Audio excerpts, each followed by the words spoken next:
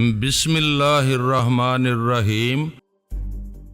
اب بتا ہی دو آخر کون ہو، یہ ریڈ ڈاٹ کیا ہے، تمہارے مقاصد کیا ہیں، میرے ساتھ یہ بے مقصد چھیڑ چھاڑ جاری رکھنے سے تمہیں کیا حاصل ہو رہا ہے؟ خدا کے لیے اسی سوال کا جواب تو دے دو۔ اب پر جھنجھلاہٹ طاری ہونے لگی ہے۔ یہی تو ہم چاہتے ہیں، وہ بڑے مسرور انداز میں ہنس کر بولا۔ جیسے آدمیوں کو جھنجھلاہٹ میں مبتلا کرنا آسان کام نہیں، اور جیسے لوگوں کو جھنجھلاہٹ ہم جیسے غریبوں مسکینوں کے لیے بڑا سرمایہ ہوتی ہے۔ اس نے ایک بار پھر الجھا ہوا جواب دے کر مجھے ٹالنے کی تھی۔ میں نے کہا اچھا، تھوڑی سی سہولت کے لیے اتنا ہی بتا دو کہ تمہارا نام کیا ہے۔ ریڈ ڈاٹ تو تمہارا نام نہیں ہے نا؟ میرا نام ایڈم ہے، جسے اردو میں آدم بولا جاتا ہے، مجھے صرف ایڈی کہہ سکتے ہو۔ اس نے کم از کم میرے ایک سوال کا جواب تو بلا تامل دے دیا۔ غیر ملکی ہو؟ میں نے پوچھا۔ میں ان لوگوں میں سے ہوں جن کا کوئی ملک نہیں ہوتا اور سب ملک جن کے اپنے ہوتے ہیں، وہ ربانی سے بولا۔ اوہ مائی گاڈ! میں کرا اٹھا۔ تم نے پھر میرے منہ پر فلسفہ دے مارا۔ اچھا خیر، اصل بات تو بتا دو، تم نے اس بیچاری بے ضرر سی عورت خورشید جہاں کو کیوں مار ڈالا؟ تنگ بہت کر رہی تھی، ناقابل برداشت ہو گئی تھی۔ ویسے وہ کچھ ایسی بے ضرر بھی نہیں تھی جتنی تم سمجھ رہے ہو، خاصی پہنچی ہوئی چیز تھی۔ اسے ہلاک کرنا اس لیے بھی ضروری ہو گیا تھا کہ ناٹی کی لاش کے جواب میں تمہیں کوئی لاش بھجوانی تو ضروری تھی۔ ناٹی تمہارا مطلب ہے وہ گوریلا جس نے جنگل میں مجھ پر اور ستارہ پر فائرنگ کی تھی؟ میں نے تصدیق چاہی۔ ہاں وہی، خاصا کام کا آدمی تھا ہمارے لیے، شکر کرو ہم نے اس کے جواب میں تمہیں خاصی نکارہ سی عورت کی لاش بھیجی ہے، صرف اس لیے کہ تمہارے دل میں ان ماں بیٹی کے لیے بڑا درد پایا جاتا ہے۔ ہم نے سوچا دیکھیں تم اپنی دوستوں کے لیے کیا کرتے ہو۔ وہ گویا اندازہ کرنا چاہتا تھا کہ مجھے کتنی ذہنی تکلیف ہوئی تھی اور پھر اس احساس سے لطف اندوز ہونا چاہتا تھا۔ میں نے اسے اس کا موقع نہیں دیا۔ کیا ہنی سے بھی تمہارا اسی قسم کا سلوک کرنے کا ارادہ ہے؟ میں نے پوچھا۔ فی الحال تو نہیں، سرے دست تو وہ بڑے مزے سے روز و شب گزار رہی ہے، صرف کبھی کبھی تھوڑی سی اداس ہو جاتی ہے۔ شاید تمہاری یاد میں اس کے علاوہ کوئی تکلیف نہیں، لیکن اس کا دار و مدار تمہارے طرز عمل پر ہے کہ آئندہ بھی کوئی تکلیف ہوگی یا نہیں۔ اگر ناٹی کی طرح، میں نے اس کی بات کاٹتے ہوئے کہا، تم بار بار اس جھاڑ جھنکاڑ اور وحشت ناک قسم کی شخصیت کو ناٹی کہتے ہو تو مجھے بڑا عجیب محسوس ہوتا ہے۔ کم از کم اب تو تم اسے اس کے اصل نام سے یاد کر سکتے ہو۔ یہ بچکانا سا نام اس کی شخصیت کے ساتھ کچھ میل نہیں کھاتا۔ ناموں میں کیا رکھا ہے، نام تو اکثر ہی لوگوں کی شخصیتوں کے ساتھ مناسبت نہیں رکھتے۔ اب تم اپنے نام ہی کو دیکھ لو، محمد افضل چودھری۔ نام سن کر ذہن میں گاؤں کے کسی چھوٹے موٹے زمیندار کا تصور آتا ہے۔ گمان گزرتا ہے کہ شام کو اونچی سی پگڑی باندھ کر اپنی بیٹھک میں بڑی سی چارپائی پر بیٹھ کر حقہ گڑگڑاتا ہوگا، پنڈ والوں کے مسائل سنتا ہوگا، سر ہلاتے ہوئے اور گونجدار انداز میں کھانستے ہوئے انہیں تسلیاں دیتا ہوگا اور کسی مزارے سے ٹانگیں دبواتا ہوگا۔ لیکن تم اس تصور سے کتنے مختلف ہو۔ پہلی بار تم سے ملنے والے کو اچھا خاصا جھٹکا لگتا ہے، ہو سکتا ہے، لیکن کم از کم میں نے کسی کو جھٹکا لگتے نہیں دیکھا۔ تمہاری کیا بات ہے؟ تمہاری شخصیت میں بے نیازی اور بے پرواہی خطرناک حد تک پائی جاتی ہے۔ خیر، میں یہ کہہ رہا تھا کہ اگر آئندہ تمہاری طرف سے ہمارے پاس ناٹی کی طرح کوئی اور لاش آئی اور ہمارے پاس جواب میں تمہیں بھجوانے کے لیے کسی لاش کا بندوبست نہ ہو سکا تو پھر شاید مجبوراً ہنی کی ہی لاش میں تبدیل کرنا پڑے۔ حالانکہ اسے لاش میں تبدیل کرتے وقت ہمیں بہت افسوس ہوگا۔ وہ بہت کام کی چیز ہے، بڑے ہنر ہیں اس کے پاس، بڑے گن ہیں اس میں، اور پھر در حقیقت وہ اس سے زیادہ خوبصورت ہے جتنی باہر سے نظر آتی ہے۔ بس اتنی بہت سی بکواس کرنے کے لیے فون ہی کیا تھا تم نے؟ میں نے بیزاری سے پوچھا۔ تم ان باتوں کو بکواس کہتے ہو؟ تمہیں دراصل اندازہ نہیں ہے کہ جب میں تمہیں فون کرتا ہوں تو ہمارے درمیان جو اہم گفتگو ہوتی ہے، وہ ٹھنڈی سانس لے کر بولا، اس میں تمہیں کم از کم یہ احساس تو ہوتا ہوگا کہ ہم تمہارے بارے میں کتنے باخبر ہیں۔ باخبر بے خبر کا تو مجھے کچھ نہیں معلوم، لیکن اتنا ضرور معلوم ہے تم میرا وقت بہت ضائع کرتے کرتے ہو؟ میں نے بیزاری سے کہا۔ شکر کرو ابھی صرف وقت ہی ضائع کرتے ہیں، ابھی وقت نہیں آیا کہ تمہیں ضائع کرنے کے بارے میں سوچنے لگیں۔ اگر تم مجھے ضائع کرنا نہیں چاہتے تو پھر یہ فائرنگ وغیرہ کس سلسلے میں کراتے ہو؟ ساتھ ہی یہ بھی کہتے ہو کہ اگر میں نے تمہیں لاش بھجوائی تو جواباً تم ہنی کی لاش بھجوا دو گے، تو کیا تمہارا میرا رشتہ یہ ہے کہ آئندہ تمہارا کوئی آدمی مجھ پر گولیوں کی بچھاڑ کرنے آئے تو میں اسی طرح سعادت مندی سے سر جھکا کر بیٹھ جایا کروں جس طرح لوگ حجام کے سامنے بیٹھتے ہیں؟ بات کچھ سمجھ میں نہیں آتی، ایک ہی وقت میں تم کتنی متضاد قسم کی باتیں کرتے ہو۔ آ جائے گا، رفتہ رفتہ سب سمجھ میں آ جائے گا، وہ مربیانہ انداز میں بولا۔ پھر اس نے سلسلہ منقطع کر دیا۔ ریسیور رکھنے کے بعد بھی کافی دیر تک میں سوچتا رہا اس شخص کے بارے میں، ان حالات کے بارے میں، اس تانے بانے کے بارے میں جو میرے گرد بنا جا رہا تھا، لیکن ان میں سے کسی کا بھی سر پیر میری سمجھ میں نہیں آ رہا تھا۔ میں کافی دیر انہی خیالات میں الجھا رہا۔ اچانک میرے قریب ہی رکھے ہوئے انٹرکام کے بزر نے مجھے چونکا دیا۔ میں نے ریسیور اٹھایا۔ نیچے ریسیپشن سے ٹونی بول رہا تھا، وہ اپنا کام کر کے واپس آ گیا تھا۔ سر ہم نے عقبی گیٹ سے پارسل لان میں پہنچا دیا تھا، اس نے بتایا۔ بس ٹھیک ہے، وہاں کوئی نہ کوئی اسے دریافت کر ہی لے گا، میں نے دھیمے لہجے میں کہا اور ریسیور رکھ دیا۔ گہری سانس لے کر میں چند فائلوں کی طرف متوجہ ہو گیا جو دیر سے میری میز پر رکھی ہوئی تھیں۔ اس کے 2 دن بعد کا ذکر ہے۔ میں گھر سے آفس آنے کی تیاری کر رہا تھا کہ ASI شریف سیال ہانپتا کانپتا آن پہنچا۔ وہ ایک بریف کیس اٹھائے ہوئے تھا، لیکن ایک طرف کو جھکا جا رہا تھا جیسے وہ بریف کیس نہیں، ساز و سامان سے بھرا ہوا بہت بڑا صندوق ہو۔ چوکیدار نے انٹرکام پر مجھ سے اجازت لے کر اسے اندر بھیجا تھا اور میں نے ڈرائنگ روم کی کھڑکی سے اسے ڈرائیو وے میں داخل ہوتے دیکھ لیا تھا۔ میں نے اسے ڈرائنگ روم میں ہی بلوا لیا۔ وہ کچھ بکھلایا ہوا معلوم ہوتا تھا، اس نے ٹوپی الٹی پہنی ہوئی تھی۔ میں نے اسے ڈائننگ ٹیبل پر ہی بیٹھنے کا اشارہ کیا۔ وہ اسی سرے پر بیٹھ گیا جو اس کے زیادہ قریب تھا، لیکن پھر میز کی لمبائی کو نگاہوں سے ناپتے ہوئے بولا، او ہو، میں تو آپ سے کچھ زیادہ ہی دور ہو گیا، مجھے کچھ راز کی باتیں کرنی ہیں، مجھے تو آپ کے قریب بیٹھنا چاہیے۔ اس نے بریف کیس بغل میں دبایا اور میرے برابر والی کرسی پر آ کر گہری سانس لیتے ہوئے بولا، ایک تو یہ آپ امیر لوگ کھانے کی میزیں بھی اتنی بڑی بڑی بنوا لیتے ہیں کہ ایک سرے سے دوسرے سرے تک پہنچنے کے لیے اچھا بھلا سفر طے کرنا پڑتا ہے، کم از کم ٹوپی تو سیدھی کر لو۔ پولیس والے کے سر پر الٹی ٹوپی اچھی نہیں لگتی۔ میں نے اس کے سر کی طرف اشارہ کیا۔ کیا کروں چودھری صاحب؟ وہ ٹھنڈی سانس لے کر ٹوپی سیدھی کرتے ہوئے بولا، ایک کام سیدھا کرتا ہوں تو دوسرا الٹا ہو جاتا ہے، دوسرا سیدھا کرتا ہوں تو تیسرا الٹا ہو جاتا ہے۔ کیا ہو گیا؟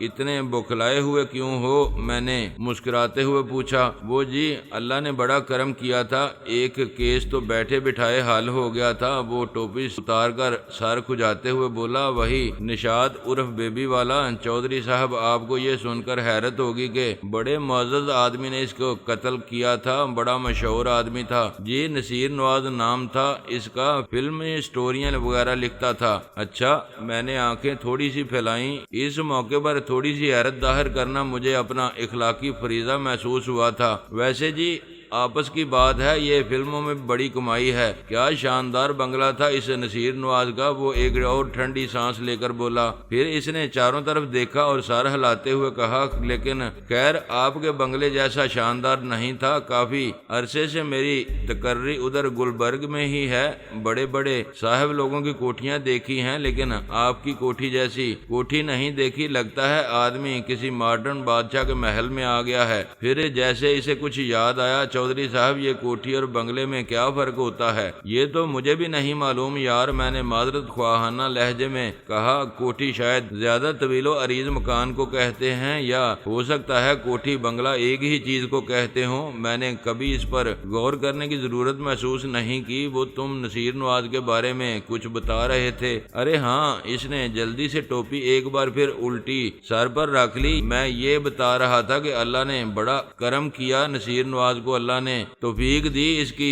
غیرت جاگی نہیں۔ شاید اس موقع پر یہ کہنا چاہیے کہ اس کا ضمیر جاگا اور اس نے خودکشی کر لی۔ مجھے زیادہ مغز ماری نہیں کرنی پڑی، اس کے نوکروں نے ہمیں اطلاع دی۔ میں موقع پر پہنچا، اس کا رکا قبضے میں لیا، لاش مردہ خانے بھجوائی اور کیس داخل دفتر کیا۔ جان چھوٹی، لیکن صاحب پولیس والے کی جان کہاں چھوٹ سکتی ہے؟ وہ مغموم انداز میں سر جھکا کر ایک لمحے کے لیے خاموش ہو گیا۔ وہ واقعی سیدھا آدمی تھا، جس کام میں اسے محنت نہیں کرنی پڑتی تھی اس کا کریڈٹ لینے کی کوشش نہیں کرتا تھا۔ اس کی جگہ کوئی اور پولیس والا ہوتا تو شاید نصیر نواز کی خودکشی کے ساتھ بھی کوئی اس قسم کی کہانی بنا دیتا کہ اس نے مجرم کے گرد تفتیش کا دائرہ روز بے روز تنگ کر دیا۔ مجرم کو احساس ہو گیا کہ اس کی شخصیت بے نقاب ہو کر رہے گی، اس کے سامنے کوئی جائے فرار نہیں رہی تھی، اس لیے آخر کار اس نے خودکشی کر لی وغیرہ وغیرہ۔ لیکن شریف سیال کے ذہن میں ایسا کوئی خیال نہیں آیا تھا۔ میں منتظر نظروں سے اس کی طرف دیکھ رہا تھا۔ آخر کار وہ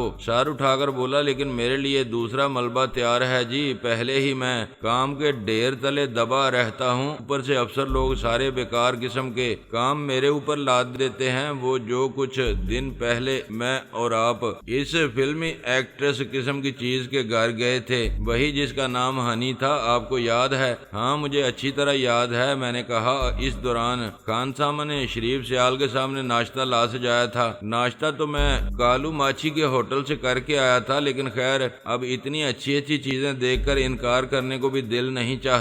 وہ آستینے چڑھاتے ہوئے بولا، وہ تم ہنی کے بارے میں کچھ کہہ رہے تھے؟ میں نے اسے یاد دلایا۔ ہنی کے بارے میں کہاں جی، میں تو آپ کو اس کی ماں کے بارے میں بتانے لگا تھا۔ وہ سر جھٹک کر بولا، ہم جب ان کے ہاں پہنچے تو وہ دونوں ماں بیٹی اغوا ہو چکی تھی نا۔ میں نے اس بات میں سر ہلایا تو وہ کراہنے کے سے انداز میں بولا، آج میں اس کی ماں کو دفن کرا کے آ رہا ہوں۔ کیا مطلب؟ مجھے ایک بار پھر حیرت زدہ ہونے کی اداکاری کرنی پڑی۔ پتہ نہیں کہاں سے اس کی لاش ٹپک پڑی۔ ایک نوکرانی کو اس کی لاش پیچھے والے لان پر رکھی ہوئی ملی تھی، باقاعدہ تابوت میں تھی۔ کسی کو کچھ معلوم نہیں کہاں سے آئی وہ لاش، کب آئی وہ لاش، کیوں آئی وہ لاش۔ وہ زندگی سے ناشتے کا صفایا کرتے ہوئے بولا، افسران کو اس قسم کے کاموں کے لیے میں ہی سب سے اچھا آدمی نظر آتا ہوں۔ ویسے بھی اس کیس کا تفتیشی افسر شروع سے میں ہی ہوں، حالانکہ میرا عہدہ چھوٹا ہے۔ یہ قتل وغیرہ کے کیس میرے کھاتے میں آنے تو نہیں چاہیے، لیکن افسران بھی دیکھ لیتے ہیں کس معاملے میں جان ماری زیادہ ہے، بس ادھر شریف سیال کو لگا دیتے ہیں۔ اب مجھے معلوم کرنا ہے کہ مسمات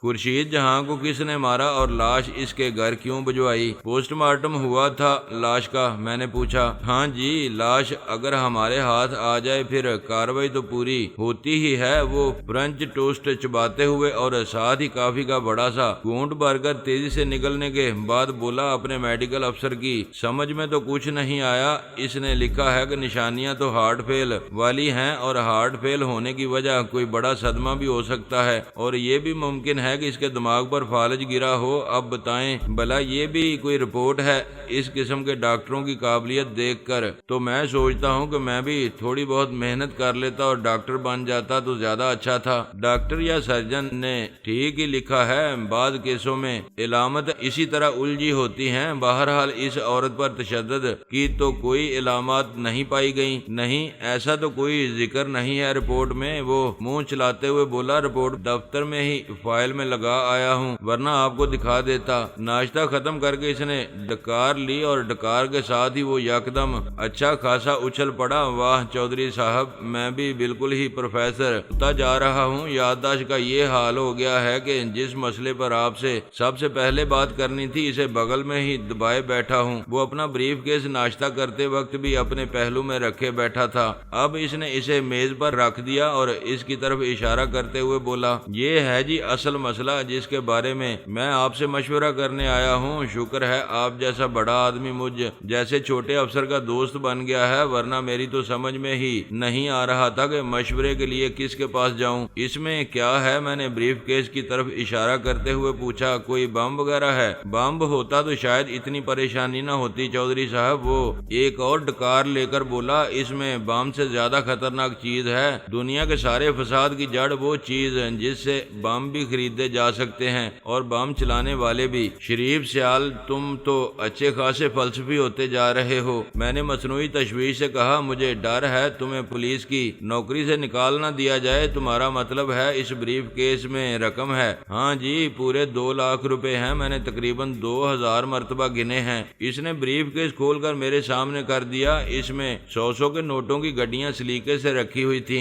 इन दिनों 1000 और 500 के नोट जारी नहीं हुए थे, इसलिए 100 का नोट इतना बेवकूफ नहीं लगता था और 2 लाख रुपए खासी बड़ी रकम मालूम होती थी। क्या परेशानी है और इस रकम की क्या कहानी है? मैंने मुस्कुराते हुए पूछा। वाह चौधरी साहब, आपने तो रदीफ काफिये में बात कर दी। वो सर हिलाते हुए बोला, कहानी इसकी ये है कि कल मैं थाने से निकलकर रक्शे की तलाश में टहलता हुआ मेन मार्केट की तरफ जा रहा था कि साइकिल पर एक कम उम्र लड़का आया और ये ब्रीफ केस मुझे देकर बोला कि गाड़ी में कोई 2 आदमी सामने वाले मोड़ पर मौजूद थे, इन्होंने दिया है। मैंने इस तरफ देखा जिधर लड़के ने इशारा किया था, उधर एक कार तो वाकई मौजूद थी, लेकिन मेरे देखने तक वो तेजी से FC कॉलेज की तरफ रवाना हो चुकी थी। फासला काफी था। मैं न तो ये देख सका कि कार में कितने लोग थे या इनकी शक्लें कैसी थी, और न ही कार का नंबर देख सका। साइकिल वाला लड़का एक तरफ चला गया, कार दूसरी तरफ चली गई। मैं बीच में हौनकों की तरह खड़ा रह गया। वो अभी तक हौनक ही मालूम हो रहा था, लेकिन ये बात मैंने इस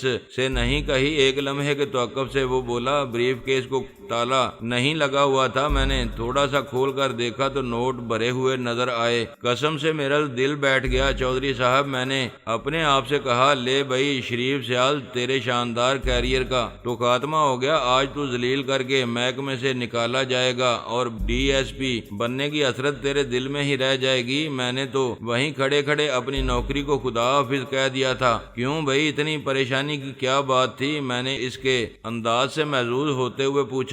जाहिर है जी, सड़क पर खड़े आदमी को कोई राह चलता आदमी यूं ही तो ब्रीफ केस में नोट भरकर नहीं पकड़ा जाता। वो मुरब्बियाना लहजे में बोला। पहला ख्याल तो यही आया कि किसी ने मुझे रिश्वत खोरी के केस में फंसाने का पक्का बंदोबस्त किया है और बस अब किसी भी लम्हे FBI, FIA, CIA, DIA, PIA और पता नहीं कौन कौन सी IA और JIA किस्म की एजेंसियां मेरी गर्दन नापने के लिए चली आ रही होंगी। एंटी करप्शन वाले तो शायद फोटोग्राफरों को साथ ही लेकर आए होंगे कि ब्रीफ केस समेत मेरी तस्वीरें खींची जा सकें। करीब ही एक गटर का खुला नजर आ रहा था। मैंने सोचा ब्रीफ केस इसमें फेंक दूं, लेकिन ये कमबख्त नोटों में बड़ी अजीब ही कशिश होती है। ख्वाह इनकी वजह से ही आदमी की जान पर बनी हो, मगर फिर भी इन्हें फेंकने को जी नहीं चाहता। चुनांचे मैं भी खौफजदा खरगोश की तरह भागता चला गया। ब्रीफ केस बगल में ही दबाए रखा। कल से इसको छुपाता फिर रहा हूँ। समझ में नहीं आ रहा क्या करूँ क्या ना करूँ। मैं समझ गया था कि ब्रीफ केस इसे सेठ वहीद ने भिजवाया था,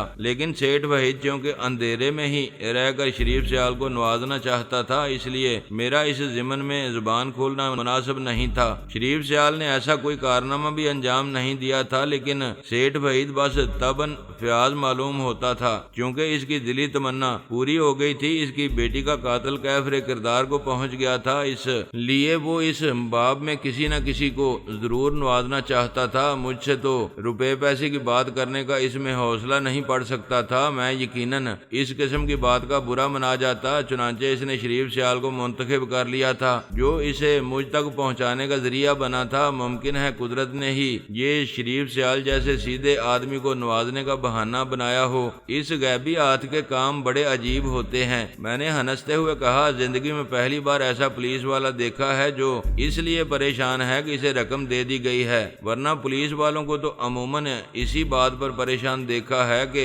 इन्हें रकम क्यों नहीं दी गई। चौधरी साहब, अब आपसे क्या पर्दा, बात औकात की भी है ना। वो सर झुकाते हुए बोला, बचपन से जवानी तक मैंने गरीबी ही गरीबी देखी है। पुलिस की नौकरी में आने के बाद भी आज तक मैंने किसी केस में 1500 से ज्यादा का मामला नहीं किया। ये एकदम 2 लाख रुपए देखकर मेरे हाथ पांव फूल गए हैं। समझ में नहीं आ रहा ये कहां से टपक पड़े। भाई, हो सकता है किसी ने तुम्हारी किसी बात से खुश होकर तुम्हें इनाम से नवाजा हो। मैंने ख्याल जाहिर किया, لیکن اس طرح گمنام اور پراسرار طریقے سے اس نے بے یقینی سے سر ہلایا۔ چودھری صاحب آج کل تو کوئی کسی کو 10 روپے بھی دیتا ہے تو 10 مرتبہ جتا کر دیتا ہے، اور پھر میں نے تو ان دنوں کسی کا کوئی خاص کام بھی نہیں کیا، کسی کا کوئی مسئلہ حل نہیں کیا، سارے شکار تھانے کا دوسرا عملہ ہی مارے جا رہا ہے۔ ہو سکتا ہے تم سے لا علمی میں کوئی ایسا چھوٹا موٹا کام سرزد ہو گیا ہو جو کسی کے لیے بہت زیادہ اہمیت رکھتا ہو۔ اگر کسی کو یہ احساس ہو جائے کہ اس کے مفاد کا کام مجھ سے لا علمی میں سرزد ہوا ہے تو بھلا وہ اتنی بڑی رقم ضائع کرنے کی ضرورت کیوں محسوس کرتا؟ جب مطلب ہی نکل گیا تو ایسی کون سی مجبوری رہ گئی؟ مطلب نکل جانے کے بعد تو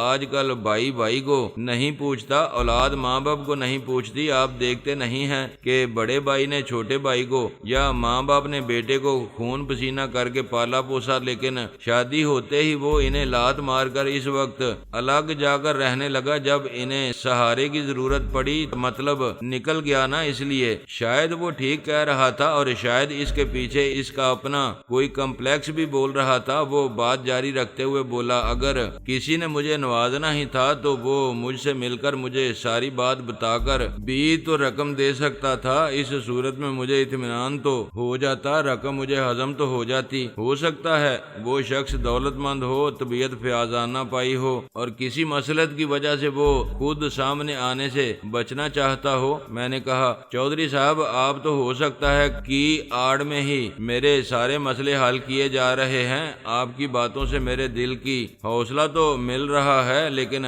پھر بھی مجھے ایسا ہی لگ رہا ہے جیسے مجھے پھانسنے کے لیے یہ چارہ پھینکا گیا ہے، کوئی ڈرامہ رچایا جا رہا ہے۔ میں خود بھی اپنے آپ کو لعنت ملامت کر رہا ہوں کہ ایک پولیس والے کو اتنا ڈرپوک بھی نہیں ہونا چاہیے، اس کی اوقات اتنی چھوٹی بھی نہیں ہونی چاہیے، لیکن خود میرے سمجھانے کا تو مجھ پر کوئی اثر نہیں ہو رہا، اس لیے آپ سے مشورہ کرنے چلا آیا ہوں۔ مجھے کیا کرنا چاہیے؟ بھائی میں کیا کہہ سکتا ہوں، میرا خیال ہے یہ روپیہ تو اب تمہاری ملکیت ہو ہی گئی ہے، تمہاری کچھ نہ کچھ ضروریات تو ہوں گی، وہ پوری کر لو اس رقم سے۔ میں نے کہا، ضروریات کا کیا ہے چودھری صاحب؟ وہ طویل سانس لے کر بولا، انسان کی ضروریات پوری کرنے کے لیے تو قارون کا خزانہ بھی ناکافی ہے، کچھ پتہ ہی نہیں چلتا کہ ضروریات کہاں ختم ہوتی ہیں اور خواہشات کہاں سے شروع ہوتی ہیں۔ میں حیرت سے اس کی طرف دیکھتا رہ گیا، شاید وہ اتنا سادہ لو نہیں تھا جتنا میں سمجھتا تھا، وہ گہری بات بھی کر سکتا تھا۔ ایک لمحے کے توقف کے بعد میں نے کہا، بھائی اگر تمہارے پاس ذاتی مکان نہیں ہے تو کوئی اچھا سا مکان دیکھ کر خرید لو، اگر رقم کم پڑے گی تو میں دے دوں گا، بچوں کے حق میں یہی سب سے اچھا کام ہے۔ لگتا ہے قدرت مجھ پر بہت ہی زیادہ مہربان ہو رہی ہے۔ اس کی آنکھیں کچھ پھیل گئیں، یہ رقم تو چیر پھاڑ کر آئی ہی تھی، اب آپ اور بھی دینے کو تیار ہیں، اور آپ جو یہ مکان کی بات کر رہے ہیں یہ تو اس فدوی کی زندگی کی سب سے بڑی حسرت ہے، لیکن مسئلہ پھر وہی آن پڑتا ہے جی، اگر میں نے اس قسم کا کوئی کام کیا تو اینٹی کرپشن والے تو میرے پیچھے لگ جائیں گے جی۔ آپ کو معلوم ہے اینٹی کرپشن میں ایک شعبہ ہوتا ہے جس کا کام سرکاری ملازموں کے رہن سہن کا سروے کرنا ہوتا ہے۔ اس کے کارندے یوں ہی دوستانہ سے انداز میں کسی سے ملنے آ جاتے ہیں، باتوں باتوں میں پتہ چلاتے ہیں مکان ذاتی ہے یا کرائے کا، اگر کرائے کا ہے تو کرایہ کتنا ہے، دوستانہ انداز میں سگریٹ مانگ لیتے ہیں، دیکھتے ہیں کہ آدمی کون سا برانڈ پیتا ہے، فرنیچر دیکھتے ہیں کس قسم کا ہے، گھر کی سجاوٹ وغیرہ کیسی ہے، کھانا پینا کیسا چلتا ہے۔ بظاہر یہ ایک دوستانہ سی اور اتفاقیہ سی ملاقات ہوتی ہے، لیکن اس میں وہ سب کچھ نوٹ کر کے لے جاتے ہیں، دیکھتے ہیں کہ اس کا رہن سہن اس کی تنخواہ کے مطابق ہے یا نہیں، وہ اس کی رپورٹ کرتے ہیں۔ مجھے بے ساختہ ہنسی آ گئی، کئی لمحے تک میں ہنستا رہا، شریف سیال حیرت سے میری طرف دیکھتا رہا۔